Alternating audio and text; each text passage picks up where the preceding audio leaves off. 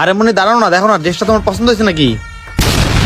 দরকার নেই, এই ড্রেসটা আমার। আমি তোমাকে একবার বলছি না এই ড্রেসটা আমার পছন্দ হয় না, এই ড্রেসটার কালার একটু ভালো না। কি ব্যাপার, কি নিয়ে ওনারা ঝগড়া করতেছে?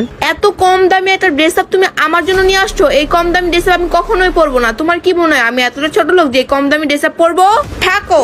দাঁড়াও, আবার কেন ডাকলো আমাকে? ও এখন মনে হচ্ছে এই ড্রেসটা তোমার কাছে অনেক কম দামি, আর তুমি এটা শৈলে পড়লে তোমাকে কি ছোট লোক মনে হবে? আর যখন আমি ভালো চাকরি করতাম, তোমার জন্য দামি দামি ড্রেস আপ আনতাম, তখন তোমার কাছে সবকিছুই ভালো লাগতো।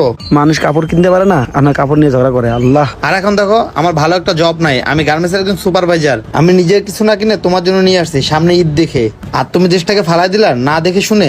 কাজটা কি তুমি ঠিক করলা? আর এই কাপড়ের দাম দেখতেছো, আমার ভালোবাসাটা না, তাই না? আচ্ছা এই কাপড়টা কি তোমার সত্যিই দরকার নাই? হ্যাঁ, আমার দরকার নেই এই কাপড়টা। ঠিক আছে, তাহলে এই কাপড়টা আমি আর তোমাকে দিলাম না। আরে নয়ন শোনো, দাঁড়াও নয়ন। ভাইয়া আমি কি আপনার সাথে একটু কথা বলতে পারি? জি ভাইয়া বলেন। আরে নয়ন আবার এই মানিটার